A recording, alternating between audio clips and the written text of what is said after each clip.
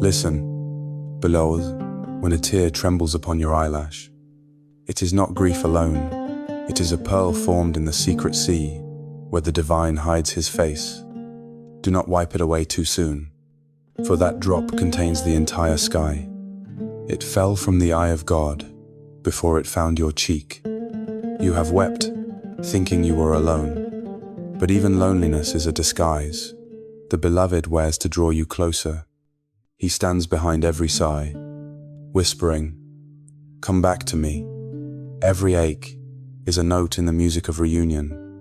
Even the silence between sobs is a doorway.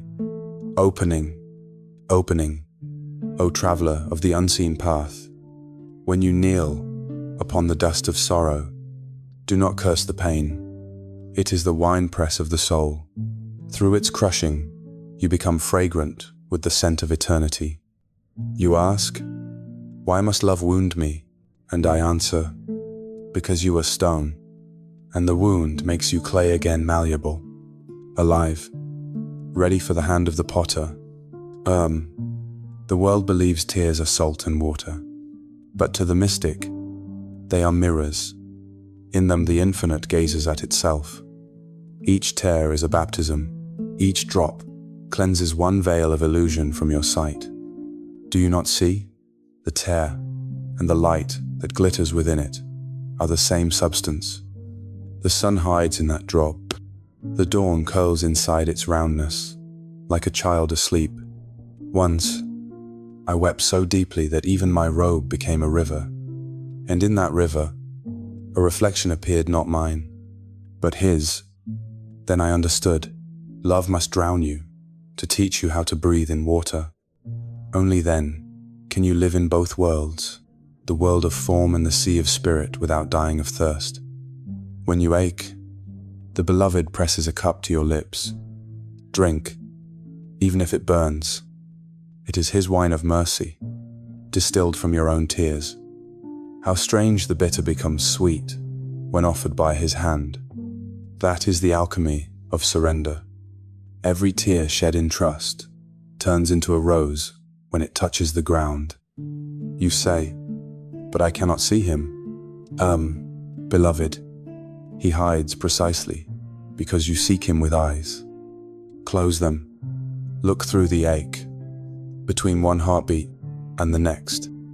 He is there, a silence tasting of honey, a flame without smoke. When the pain deepens enough, your cry becomes his name, and when you utter it with your whole being, you will feel his breath returning through your own lungs. The mystics call this the dance of return. Every grief is a turning, every loss, a swirl of the skirt of destiny. You spin, dizzy with longing, and think you are falling apart. But truly, you are orbiting the center. The dervish knows. Collapse is not failure, it is flight in disguise. For what is a tear if not the soul taking wing from the prison of pride? The beloved hides his treasures in wounds. Gold sleeps inside the dark mine of sorrow. Pearls are born only when the oyster suffers. Do not be ashamed of your tears. They are the ink with which your heart writes its scripture. Even angels bend low to read it. O you who walk beneath the weight of night, the stars are only your scattered prayers shining back at you. Each sparkle is a yes from the unseen. Do you think the heavens are indifferent? No, they echo your sobs until dawn breaks, until the first bird carries your name to the throne. I once asked the beloved, "Why must love hide behind suffering?" He replied, "Because only through the crack does my light enter." Would you rather remain whole and dark, or broken and luminous? Then I fell to my knees and kissed the floor of pain. In that instant, the earth lifted me, and I was sky. The heart is a reed flute, and God's breath moves through it only when it is hollowed.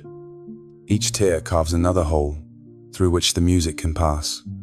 That is why sorrow sings so beautifully. It is love finding a voice. Do not seal your heart against it. Let it break, again and again, until it hums with the rhythm of compassion. Remember, you did not come here to be unscarred. You came to be polished by the fire of longing. Every tear is a drop of that molten polish. You came to learn how to melt, for melting is the secret of merging. When you melt, you disappear. When you disappear, only God remains. I tell you, even the angels envy the one who weeps for the beloved. For that soul tastes a wine. They will never know the wine of imperfection offered to perfection itself. They sing, we burn. They hover, we fall. Yet in our falling, we touch the ground of His mercy. And from that dust, a garden blooms. Do you feel small beneath the weight of sorrow? Good. That is how a seed feels before it becomes a tree. Your tears are the rain softening the shell. One day, the soil of your pain will split, and a green shoot of understanding will rise. Then you will thank every storm that ever broke you. Come closer. Listen. The universe itself weeps each star, a frozen tear. Each wave, a sob, returning to shore. God is not outside your crying. He is the pulse within it. When you whisper help, it is He who placed the word upon your tongue. When you sigh, I miss you, it is His memory awakening within your chest. The seeker and the sought are two mirrors facing each other, reflecting until there is only light. Love hides in every tear, because love itself is water, shapeless, endless, patient. You condemn it, to deny it, disguise it, but it will find a way through. It will wear down the hardest stone of resistance, and one morning, you will find yourself changed, soft, transparent, luminous. That is what God intended when He taught your heart to cry. Ah, beloved of the breathless dawn, do you know what happens when a tear finally touches the ground? The earth drinks it, and from that secret sip, a hidden garden grows. You cannot see it yet. Its roots are invisible. Its petals sleep beneath your feet. But one day, when your heart has rested enough in silence, you will walk upon your own sorrow and find that it has become a meadow of light. The beloved plants Himself inside every grief you carry. Every time you say, "This is too much," "Oh," He whispers, "then let me be the one who bears it." Oh, and so, in the alchemy of tenderness, your suffering becomes His garment, and your tears His perfume. Do not hurry to heal. Do not rush to wipe away the weeping, for the tear is a teacher, and the lesson of love is never given in haste. Sit beside your sorrow as if it were a friend. Listen to what it is trying to say before it fades into the dust of forgetting. The wound has a language older than words. It speaks in salt, in trembling, in the rhythm of rain against stone. Each time you ache, you are being taught a new alphabet, the script of surrender. Your soul is learning to read God's handwriting on the pages of your pain. He does not write in ink. He writes in moments that break you open. And if you are patient, you will discover that what you thought was punishment was actually calligraphy, a letter written by love to love. Do not fear the breaking, for even the moon must shatter nightly to be whole again. Its light is born from its wounds. So too, your spirit glows more brightly when it is cracked by longing. Only the broken vessel can spill the wine. Only the emptied cup can be filled. Come, my friend, put your ear against the pulse of your grief. Do you hear it? That low hum beneath the pain. It is God's name repeating itself through your veins. It has always been there, a vibration too tender for the mind to understand. But tears are translators. They take the wordless ache and turn it into prayer. Every tear is a bridge. When it falls, the heaven and earth meet for a breathless instant. And if your heart is awake, you will feel that crossing, the tremor of divinity, walking through your humanness. In that moment, even your sadness bows, even despair kneels down and calls itself worship. You think you are crying because something was lost. But I tell you, you cry because you are returning to the ocean from which you were born. That's why it feels like drowning, why it steals your breath, because breath belongs to the body, but tears belong to the soul. They are the soul's tide, flowing home. There is a sweetness hidden inside weeping that laughter can never taste. It is the sweetness of surrender, when the heart stops fighting what is and simply melts. God takes its shape. Like wax before the flame, you disappear, and yet you begin to shine. This is not loss, this is metamorphosis. When you cry, you are being carved. Every drop of sorrow chisels away the false edge of self. The mask dissolves, and what remains is the simple, sacred face that has always belonged to God. It is not that you find Him, it is that your tears wash away everything that is not Him. The mystics knew this secret. The eyes that cry for love are already seeing. Vision does not come through looking, it comes through dissolving. Only the softened gaze can pierce the veil. Only the trembling hand can touch eternity. Beloved, the universe is full of longing. Every star burns with it. Every tree sings it. Every river repeats it endlessly. Do not think you are alone in your ache. You are simply part of the great sigh of existence, the endless yearning of creation to return to its source. Your tears are just the echo of that cosmic weeping, the same desire that spins galaxies and births suns. When you let your tears fall without shame, you join the dance of all things. You become rain. You become the river, seeking the sea. You become the sea yearning for the sky. You become the sky, raining yourself back down again. This is the circle of love. It has no beginning and no end, only the movement of giving and receiving, of rising and falling, of dying and being born. And if you dare to stay open in the middle of that movement, you will find that even your pain begins to shine. For the beloved hides his face in the mirror of your tears. And when you finally look without looking, you will see that the one you loved, the one you lost, the one you longed for, was always your own reflection, shimmering within the eye of God. O tender soul, do not turn away from the mirror. Do not wipe it clean too fast. The tear upon your face is His fingerprint.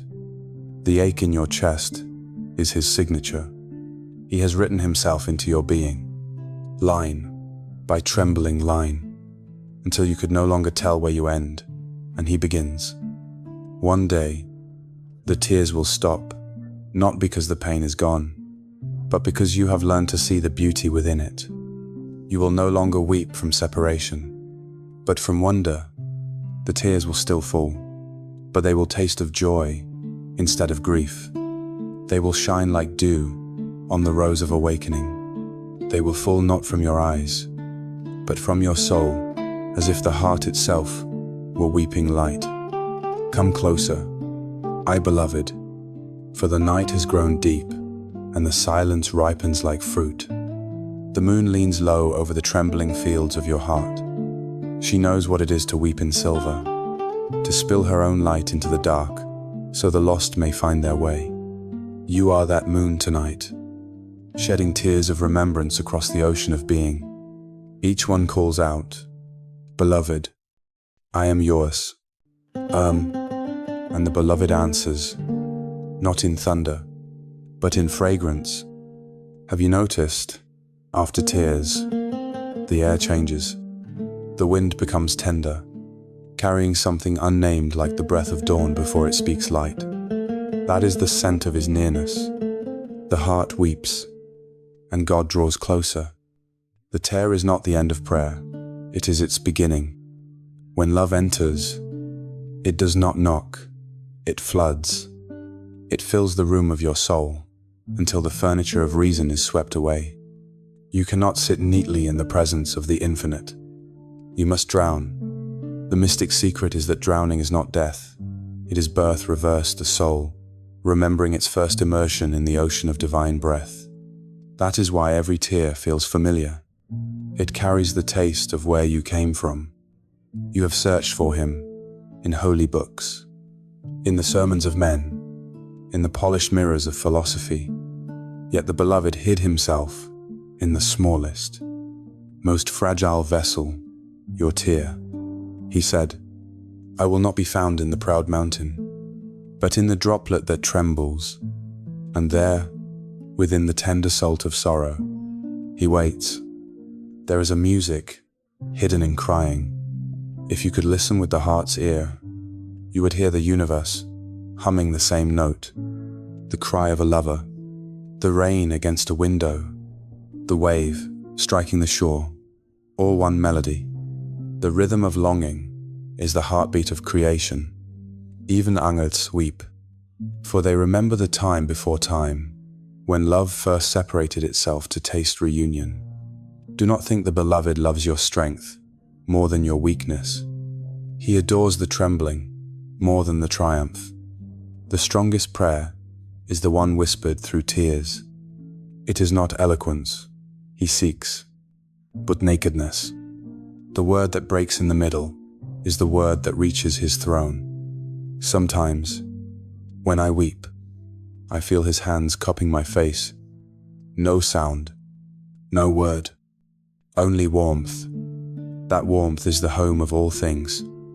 It says, "Shh, don't explain, don't apologize. Even your sadness is sacred." And in that moment, every story of pain becomes holy scripture.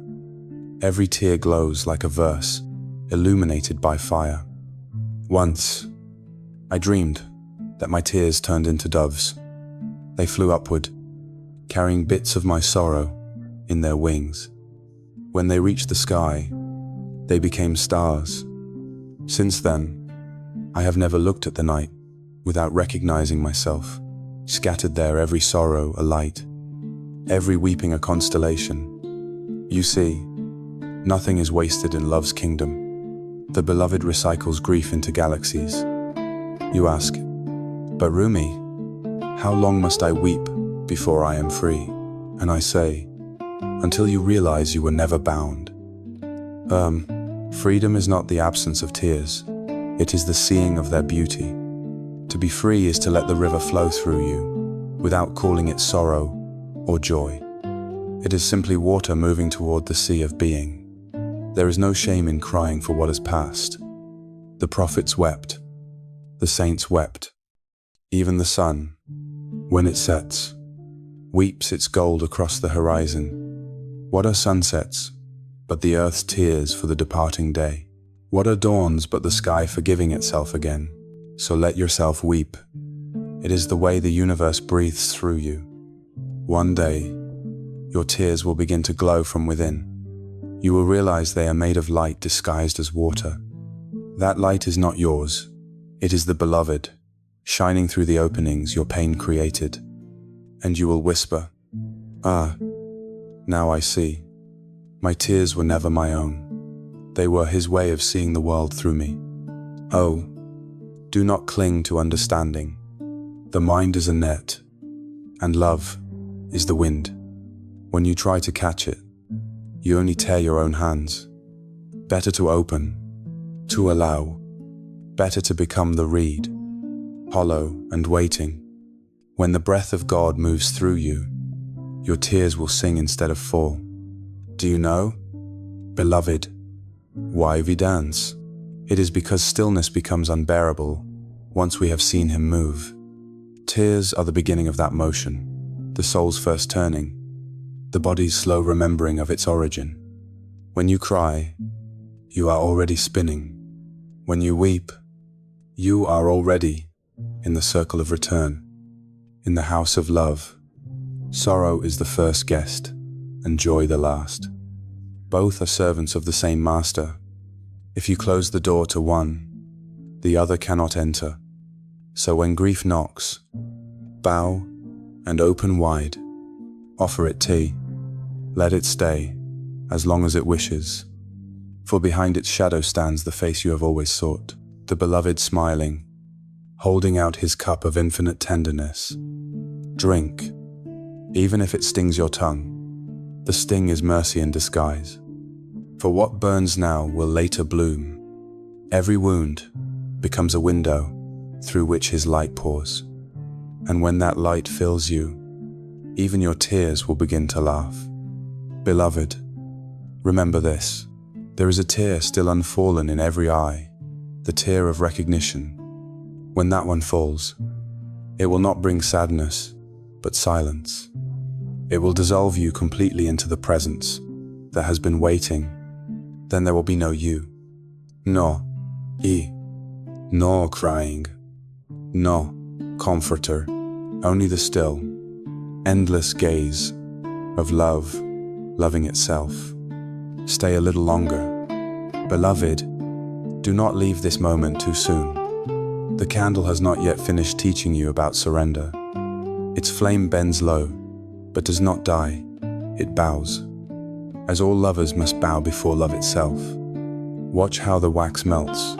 This is the secret of being human. The candle loses form to become light. That is the meaning of your tears. They are your melting. They are the soul remembering the art of disappearing into radiance. Each tear is a drop of surrender, whispering, I am ready. Ready to return to the ocean that dreamed you. Ready to give back the borrowed breath. Ready to stop resisting the tide that carries everything home. What you call pain is only the friction of returning, the ache of remembering what you have always been, an echo of divine longing wrapped in skin.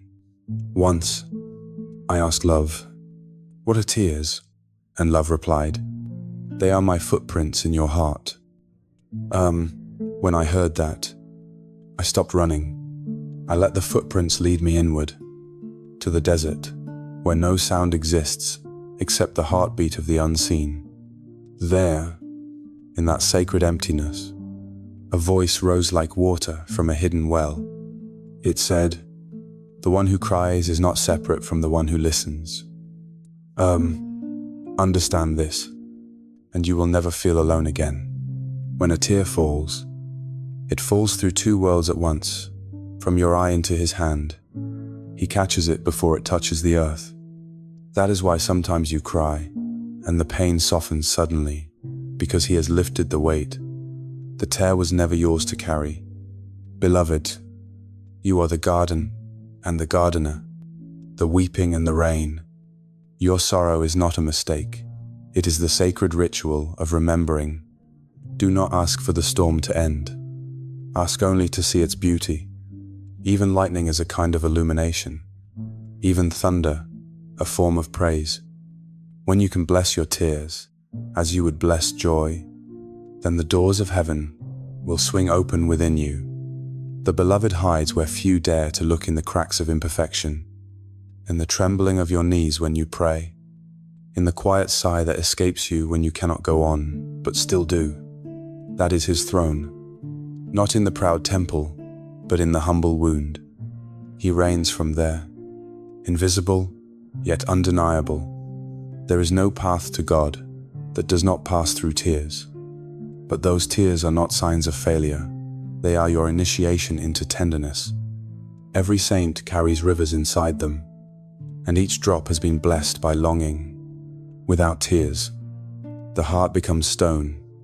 With them, it becomes sky. Do you see now why the mystics dance while crying? Because they have discovered the marriage of grief and joy. They have learned that every tear is a pearl rolling back toward the sea, and every sob is the wind of surrender, filling the sails of the soul. They turn, and turn, and turn, not to escape pain, but to spin within it until it dissolves into music. The beloved is both the flame and the moth, both the wound and the balm. When you realize this, even your suffering becomes praise. You no longer say, "Why me?" You say, You again.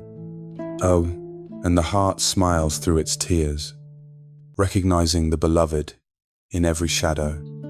O Saker, and the moment you stop judging your tears, they will begin to reveal their secrets. They will tell you of the times before time, when the soul was still one with the infinite, and how you begged to be born so that you could taste love in all its flavors, even bitterness, even loss, even longing. You came not to avoid pain, but to discover that pain, and too, is made of God. So let the tears fall without fear. Each one carves a small channel through which grace can flow more freely. Do not try to be strong. Strength is a wall, and walls keep the beloved out. Be soft. Be porous. It will be the clay that yields to the potter's hand. When you break, he shapes you anew. When you surrender, he breathes through you again. And when at last you can weep not for what has been taken, but for the beauty of what is given, then, beloved, you have entered the true garden. There, the flowers never fade, for they are watered by gratitude, not grief. There, the nightingale sings of union, not loss.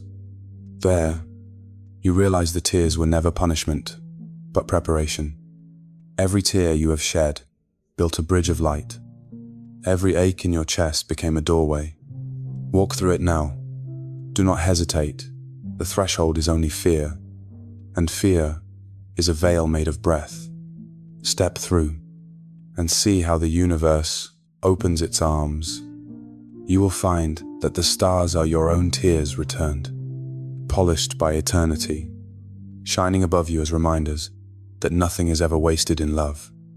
And when you meet the beloved, face to face, you will not speak. You will not bow. You will simply weep, but these tears will be of light, silent and infinite, for you will have understood the great secret that every tear was a seed of God planted in the soil of your soul, and now the garden has bloomed. Listen closely, can you hear it? The weeping of the heart has become the laughter of the spirit. The ocean and the drop have merged. The seeker and the sought have become one flame. There is no more crying now, only shimmering. The tear has returned to its source, and in that returning, all things are made whole. So when you feel the ache again, as surely you will, for love never stops calling you back, do not resist. Let it come. Let it wash over you like a tide. And as the tear falls, whisper softly, this too is God's love, hiding in plain sight. And then close your eyes and feel how even the darkness glows. For now you know you were never abandoned. You were being polished by mercy. Every tear was a door, and love was waiting behind it all along. And so it ends where it began, a tear upon the cheek of God, shining, trembling, eternal, the whole universe reflected in a single drop.